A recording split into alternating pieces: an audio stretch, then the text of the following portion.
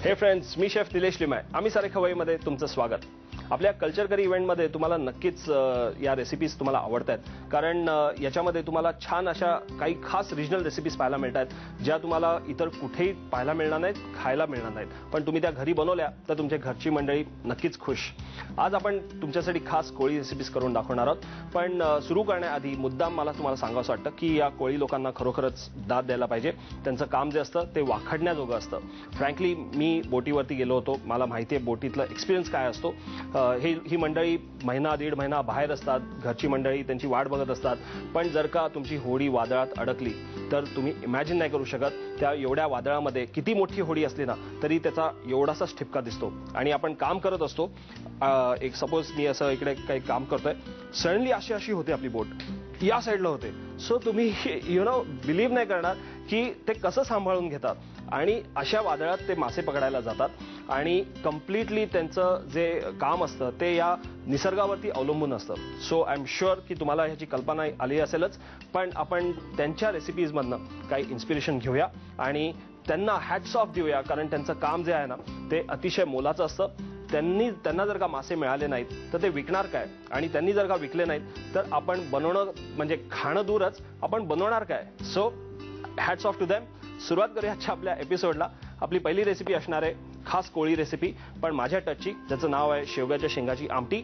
आता याला आमटी म्हणा किंवा करी म्हणा, अतिशय मस्त टेस्ट आहे, कारण त्याच्यातलं जे साहित्य आहे अगदी आपल्या घरगुती साहित्य जरी असलं तरी त्याच्यामध्ये एक मस्त असा टच दिलेला आहे, ज्याच्यामुळे ही भाजी अतिशय अप्रतिम लागेल. सुरुवात करूया. याकरता आपण जे साहित्य घेतलंय सुरुवातीला ते पाहून घेऊ. साहित्यामध्ये आपण घेतलंय शेवग्याच्या शेंगा, साधारणतः पाव किलो, ज्या मी त्याचे पीसेस करून घेतलेले आहेत. तसंच फोडणी करता आपल्याला लागणार आहे तेल, नंतर कढीपत्ता, मोहरी, तसंच हिंग, धने, थोडासा मेथी दाणा, त्याचबरोबर कांद्याची पेस्ट, आलं लसणाची पेस्ट, हिरवी मिरची जी मी बारीक चिरून घेतली आहे, त्याचबरोबर आपल्याला लागेल चिंचेचा कोळ आणि गूळ, थोडंसं तिखट आणि चवीला मीठ, वरनं आपल्याला गार्निशिंग करता कोथिंबीर आणि थोडंसं ओलं खोबरं. आता खरं तर ही रेसिपी जी आहे ती मी पूर्वी एका कोळी कुटुंबात राहत होतो पेइंग गेस्ट म्हणून, आणि त्यांच्या घरी मी ही नेहमी खायचो. त्यामुळे शेवग्याच्या शेंगाची ही जी करी आहे ती टिपिकल कोळी लोकांची खासियत आहे. तुम्हाला असं आश्चर्य वाटेल की कोळीमध्ये व्हेजिटेरियन डिशेसचा सुद्धा भरपूर साठा आहे, आणि त्यांना फक्तच फिश नाही तर रेग्युलर व्हेजिटेरियन पदार्थसुद्धा तितकेच आवडतात. त्याचबरोबर तुम्हाला या कल्चर करी इव्हेंटमध्ये, म्हणजे या मागच्या 2-8 दिवसामध्ये राणी काही खास कोळी लोकांकडे गेली होती, त्यामुळे तिथल्या रेसिपीज तुम्हाला पाहायला मिळत असतील. आणि आपल्या या स्टुडिओ किचनमध्ये सुद्धा वेसावकर मंडळी येणार आहेत उद्या आणि परवाच्या एपिसोड्समध्ये, त्यामुळे तुम्हाला टिपिकल कोळी रेसिपीज पाहायला मिळतील, यात काही वादच नाही. पण ही जी आहे शेवग्याच्या शेंगाची जी भाजी आहे ती खरोखरच अप्रतिम आहे, कारण शेवग्याची शेंगाची भाजी आपण फारशी करताना दिसत नाही. आम्ही बुफेवरती, हॉटेल्सच्या बुफेवरती सॅलड्समध्ये ह्याचा भरपूर उपयोग करतो, कारण ते दिसायला खूप छान दिसतं आणि ज्यांना शेवग्याची शेंग आवडते त्यांच्यासाठी ही एक पर्वणी असते. तसंच काही लोकांना ज्यांना माहीत नाही आहे की हे काय असतं, तर त्याच्यासाठी सुद्धा थोडासा एक्साइटमेंट असते त्यांना की चलो आपण ही टेस्ट करून पाहूया. त्यामुळे इट इज म्हणजे हे जे ड्रमस्टिक्स याला आपण म्हणतो इंग्लिशमध्ये, तर हे जे ड्रमस्टिक्सनी खरोखरच एक वेगळी टेस्ट आहे या भाजीमध्ये. आणि आपण जितकी अगदी सहजतेने वापरतो तितकी सहजतेने इतर कुठल्याही खाद्यसंस्कृतीमध्ये वापरलेली मला बघण्यात आलेली नाही आहे. थोडंफार साऊथमध्ये म्हणजे केरळामध्ये जर का आपण गेलो किंवा तामिळनाडूमध्ये गेलो तर सांबारात ते लोक वापरतात, पण त्यापेक्षा जास्त असं त्यांच्याकडे सुद्धा याचा फारसा वापर नाही. पण खरोखरच ह्याची टेस्ट खूप छान आहे. न्यूट्रिशनली साऊंड अशी ही भाजी आहे, भरपूर एलिमेंट्स आहेत त्याच्यामध्ये, एकदम पौष्टिक अशी ही भाजी आहे. सो ह्याची आपण भाजी तयार करूया. इकडे मी पाणी या कढईमध्ये उकळायला ठेवलेलं आहे. याच्यामध्ये आपल्याला घालायचं थोडंसं मीठ पाण्यामध्ये, आणि आपण या ज्या शेंगा आहेत त्या आपण आधी ब्लांच करून घेणार आहोत. याच्यामध्ये 2 गोष्टी आहेत. आपण त्या वाफवून घेऊ शकतो किंवा आपण या पद्धतीने त्याच्या उकळून घेऊ शकतो, ब्लांच करून घेऊ शकतो. मला हे प्रिफरेबल वाटतं, कारण ह्याच्यामध्ये सॉफ्टनेस खूप छान येतो. प्रेशर कुकरमध्ये किंवा आपण जर का त्या वाफवून घेतल्या, उकडून घेतल्या कुकरमध्ये, तर थोड्याशा त्या अशा थोड्याशा लुसलुशीत होतात, अशा सॉफ्ट, खूप जास्त सॉफ्ट होतात. आपल्याला ह्याच्यातला जो क्रंचीनेस जो आहे आणि त्याची जी टेस्ट आहे ती जर का टिकवून ठेवायची असेल तर तुम्ही एकदा ब्लांच करून बघा. तुम्हाला त्याची चव खरोखरच त्या भाजीमध्ये भरपूर चव आहे. म्हणजे बहुतेकशा अशा भाज्या आहेत की त्याची स्वतःची चव नसते, पण शेवग्याच्या शेंगामध्ये तसं नाही आहे. त्याची एक स्वतःची चव आहे, एक युनिक टेस्ट आहे, ती तुम्हाला चाखायला मिळेल. ओके, आपण या शेंगा उकडायला ठेवलेल्या आहेत, म्हणजे ब्लांच करायला ठेवलेल्या आहेत. अगदी एक साधारणतः 2 ते 3 मिनिटं आपण त्या चांगल्या उकळत्या पाण्यातनं काढून घेणार आहोत. तेल गरम करायला ठेवलेलं आहे. आपल्याला त्याच्यामध्ये आता फोडणी घालायची आहे. फोडणी करता इकडे कढीपत्ता तयार आहे माझा. ही भाजी मी जसं तुम्हाला आधी सांगितलं की खास एका कोळी फॅमिलीकडे मी जेव्हा राहत होतो तेव्हा त्यांच्याकडे खाल्लेली आहे. त्याच्यामध्ये मी माझा थोडासा टच घातलाय, म्हणजे मेथी दाणा आणि ते कोळी लोक ऑब्व्हियसली कोकम वापरतात, पण मी याच्यामध्ये चिंचेचा कोळ आणि गूळ वापरून ही भाजी करतोय. त्यामुळे मी जी खाल्लेली आहे त्याच्यापेक्षा ही थोडीशी वेगळी आहे, पण साधारणतः बनवण्याची पद्धत तीच आहे. सो इट इज याची जी टेस्ट आहे जी उतरते नंतर चिंचेच्या चिंच वापरून आणि गुळाचा थोडासा गोडपणा त्याच्यामध्ये येतो. तसंच तिखट ठेवण्याकरता आपण हिरवी मिरची आणि तिखट हे दोन्ही वापरलेलं आहे. सो दिस इज खूप मस्त लागेल भाताबरोबर किंवा तुम्ही तांदूळाच्या भाकरीबरोबर ही करी खाऊ शकता. कढीपत्ता चांगला कुरकुरीत आता त्याला फोडणी लागलेली आहे. आपण त्याच्यामध्ये हिंग घातलाय. घालूयात थोडीशी ही मोहरी, नंतर धने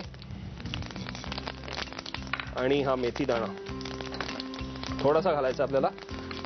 त्याचा जो थोडासा कडवटपणा जो आहे तो आपल्याला आवश्यक आहे या भाजीमध्ये, पण एकदम कडू होणार नाही ही भाजी, तेवढं तुम्ही निश्चिंत राहा.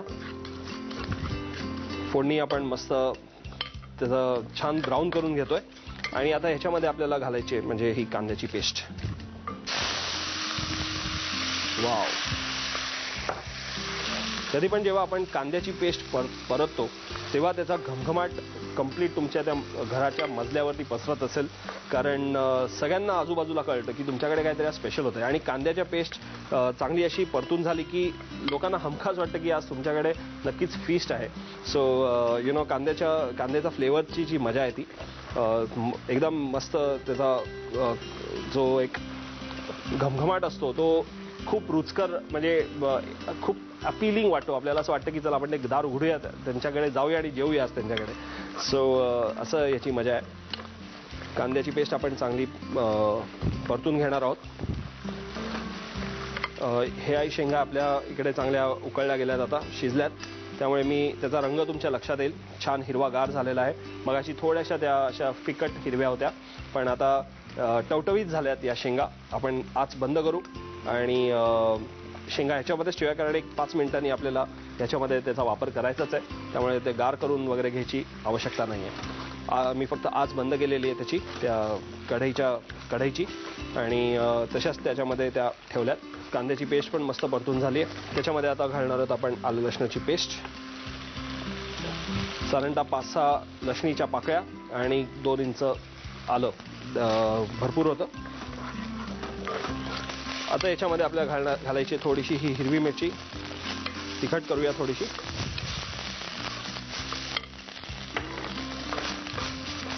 आता याच्यातला माझा टच म्हणजे आपण गूळ आधी घालणार आहोत. युजली आपण पाणी घालतो आणि नंतर गूळ त्याच्यामध्ये विरघळून घेतो, पण गूळ मी आधी घालणार आहे. थोडासा गूळ घालणार आहे, पण त्याचा जो एक गोडसरपणा जो आहे, कॅरमल झाल्यानंतरचा जो गोडसरपणा आहे तो या आमटीमध्ये उतरेल, आणि चिंचेचा थोडासा आंबटपणा, मिरचीचा तिखटपणा आणि या शेवग्याच्या शेंगाला आय डोंट नो, म्हणजे ते खूप छान त्याच्यामध्ये ब्लेंड होणार आहे. ही सगळी जी चव आहे ती या शेवग्याच्या शेंगाच्या भाजीमध्ये मस्त ब्लेंड होणार आहे. आता याच्यामध्ये आपल्याला घालायचं आहे पाणी. आमटी बनवायची तो तुम्ही थोडंसं हे पातळ ठेवू शकता. जर का तुम्ही त्याला ग्रेव्ही म्हणणार असाल तर थोडंसं दाट ठेवा. त्याला एक उकळी येऊन द्यायची आहे. उकळी आल्यानंतर आपल्याला ह्याच्यामध्ये आता फक्त चिंचेची जी पेस्ट आहे ती आपल्याला ह्याच्यात घालायची आहे, आणि नंतर तिखट घालून आपल्याला ही भाजी फिनिश करायची आहे. आणि त्याच्यामध्ये आधी आपण फोडणी घातली, ते कढीपत्ता, थोडंसं मोहरी, हिंग, नंतर धने, मेथी, नंतर त्याच्यामध्ये आपण गूळ घातला, पाणी घातलं आणि ही जी आमटी आहे ती आता उकळत ठेवलेली आहे. ह्याच्यामध्ये आता आपल्याला घालायच्या त्या शेवग्याच्या शेंगा ज्या मी उकळून घेतलेल्या आहेत तिकडे पाण्यातनं.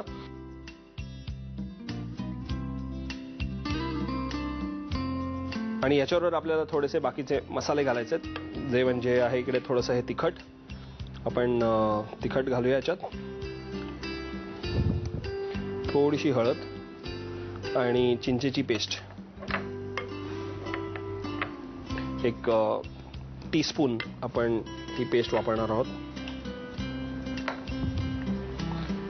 आणि एक उकळी देणार आहोत त्याला. चिंचेच्या या टेस्टनी त्याला मस्त आंबटपणा येईल. याला एक उकळी आलेली आहे. आपण त्याच्यामध्ये आता घालूयात मीठ,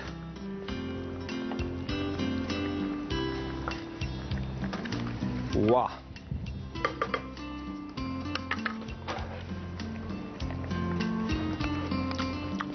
वाव, आंबट गोड अतिशय मस्त चव याला आलेली आहे. आणि याच्यामध्ये अजून थोडीशी चव येण्याकरता आपण हे जे ओलं खोबरं आहे ते आपण ह्याच्यामध्ये घालू. त्यामुळे त्याला एक खास कोकणी किंवा कोळी चव जी आपण म्हणतो ती ह्याच्यामध्ये येईल खोबरं वापरल्यामुळे. आणि वरनं थोडीशी कोथिंबीर शेवटी एकदम घातली की त्याला एक टिपिकल इंडियन फ्लेवर येतो. सो हा फ्लेवर आज माझ्या किचनमध्ये मी तुम्हाला करून दाखवलेला आहे. तुमच्या किचनमध्ये जर का हा फ्लेवर पाहिजे असेल तर त्याचं साहित्य आणि कृती लगेच लिहून घ्या. शेवग्याच्या शेंगांची आमटी बनवण्यासाठी लागणारं साहित्य: पाव किलो शेवग्याच्या शेंगांचे तुकडे, कांद्याची पेस्ट, तेल, कढीपत्ता, मोहरी, हिंग, आलं लसूण पेस्ट, चिंचेची पेस्ट, गूळ, तिखट, हळद, मीठ, धणे, मेथीदाणे आणि ओलं खोबरं. कृती: पाण्यामध्ये मीठ घालून शेवग्याच्या शेंगा त्यामध्ये ब्लँच करून घ्याव्यात. पॅनमध्ये थोडंसं तेल गरम करून त्यामध्ये कढीपत्ता, हिंग, मोहरी, धणे, मेथीदाणे आणि कांद्याची पेस्ट परतून घ्यावी. त्यामध्ये आलं लसूण पेस्ट, हिरवी मिरची, गूळ, पाणी आणि वाफवलेल्या शेंगांचे तुकडे घालून मिश्रण परतून घ्यावं. या मिश्रणात चवीनुसार तिखट, हळद, चिंचेची पेस्ट, मीठ, ओलं खोबरं आणि कोथिंबीर घालून कढी उकळवून घ्यावी.